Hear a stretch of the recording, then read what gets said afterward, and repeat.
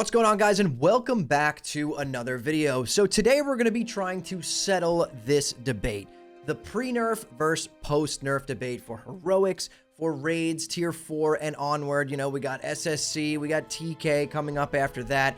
We're going to try and settle this today, and I honestly wanted to reference this amazing article written by Jurdi over on Wowhead. He goes into great detail and explains everything much better than I could.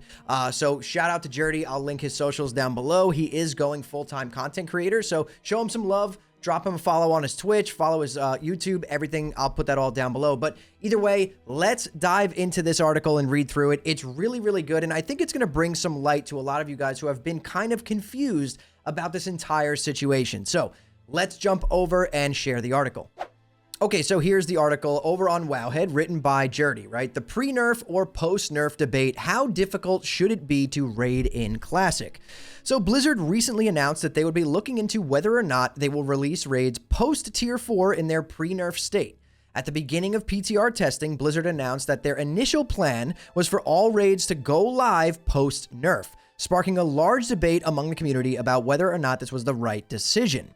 Some players want to see the raids in their original iteration, while others welcome raids being more forgiving and easier overall. In this article, we'll not only go over the pros and cons of both pre- and post-nerf raids in TBC Classic, but also look into the future of Classic WoW's raiding scene. So the difference between pre-nerf and post-nerf, he goes into great detail here. This is what I wanted to show you guys. He really does break it down in a way that I feel like a lot of you haven't been able to understand completely.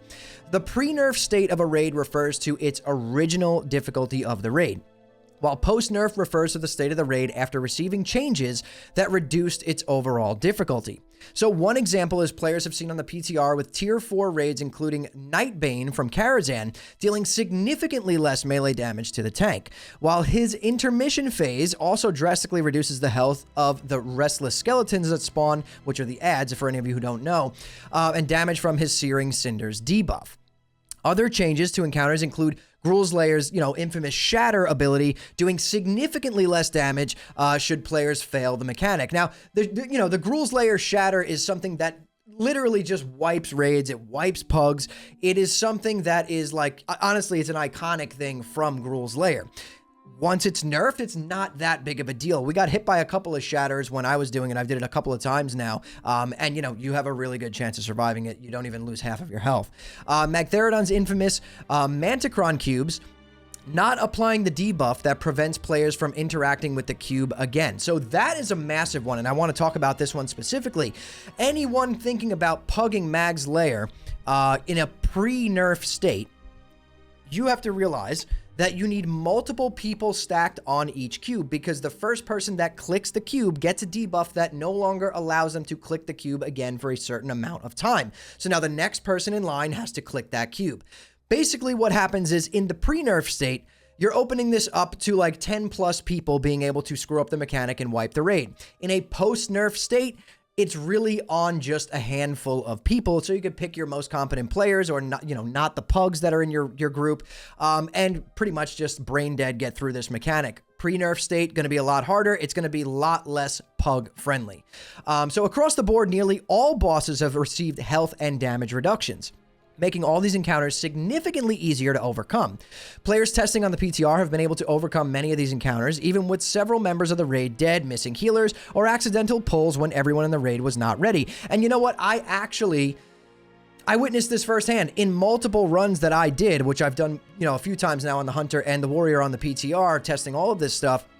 We were able to recover after having like really bad pulls, right? No one pulling on a pull timer. You got to remember, people are also raiding on the PTR with almost no add-ons. I know some work, but a lot of people don't know that, and they're just going in completely raw. We're pulling by accident. 4 people are dying off the rip. The tank's getting one-shotted off the rip, and you're still able to clear. Right? So the post-nerf status for these raids allows for those mess-ups. It allows for those screw-ups. It's a lot more pug-friendly, and to be honest, the way a lot of people play Classic now, I know a lot of us are in guilds, but there's a lot of people who just like to pug the game, right? They can't commit to a schedule. They work, they have families, whatever.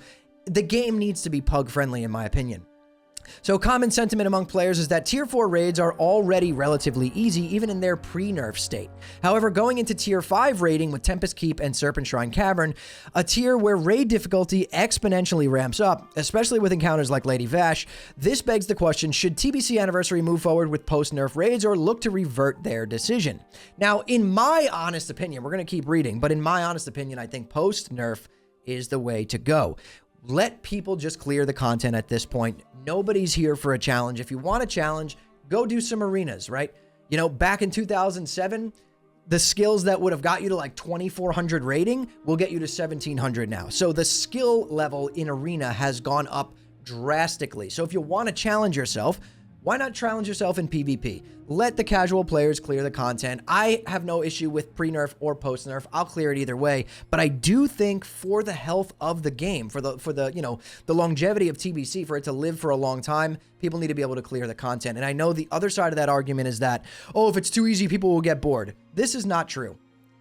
We've been playing, you know, Anniversary didn't die in the AQ phase like everyone thought it would, right? People just want to hop on, clear the content. It also makes it a lot more alt-friendly. Now, if it's in a post-nerf state, I will play alts and I will form pugs and run these raids with pugs. If it's in a pre-nerf state, there's no chance I'm forming a Mag's Lair pug. It's not happening. I will just not put myself through that. It'll be hours of wiping for one boss. It won't be fun. Just straight up will not be fun. This is the third time we're going through TBC. I think people should just play the game and have fun. Launch everything post-nerf. We're all just waiting for Classic Plus anyway, right? So Jurdi goes on here and talks about the pros and the cons of post-nerf raids. The benefits of post-nerf raids. There are several factors that should be considered when discussing PvE content difficulty in Classic WoW.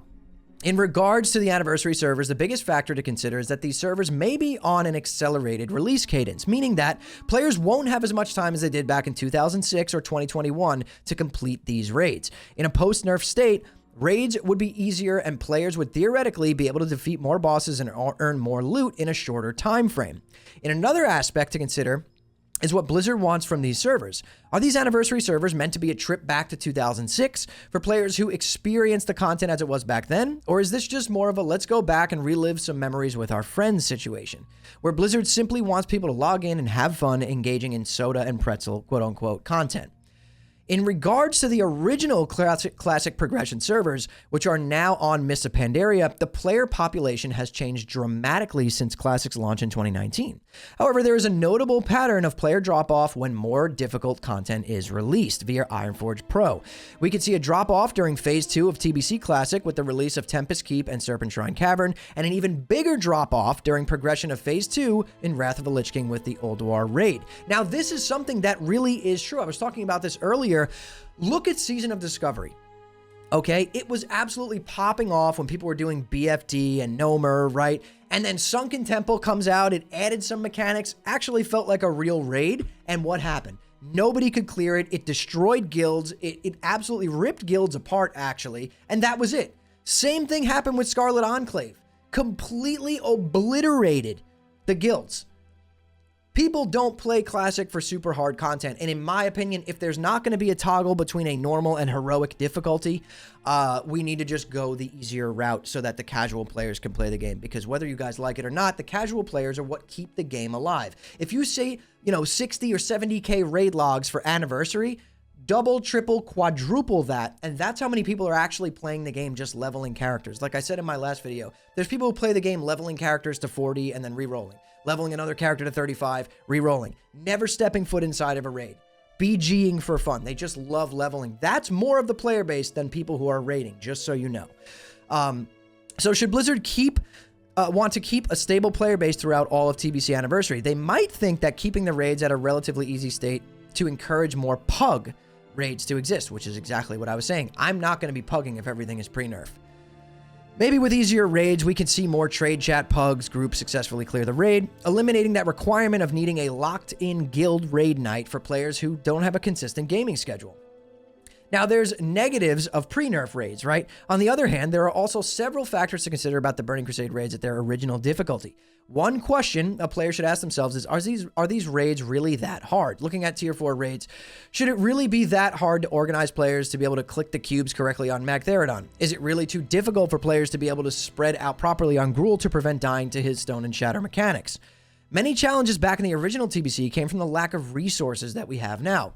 Getting 25 players on Ventrilo, the original Discord, right, to communicate during an encounter wasn't as easy as it is now. Having access to fully fleshed out raid guides, both written and in video format, didn't exist the way that it does today. Is content that's 20 years old really that hard that it needs to be nerfed? The real answer to this is obviously no. None of this stuff really is hard, let's be real. But to be completely honest, that's so much easier to say because play the game. You could join a Molten Core pug at this point and still be wiping. Is Molten Core hard? Absolutely not. 99.9% of you guys watching this video are going to say, no, Molten Core is absolutely not hard at all. But guess what? If you join the wrong pug, you're going to be in a 3 or 4 hour Molten Core. It's just how it goes. A lot of the people who play WoW Classic are just dads or people who don't really play many games and they're just trying to relive the glory days of back when they had time to play. That is the demographic for Classic WoW, whether we like it or not, and that's fine.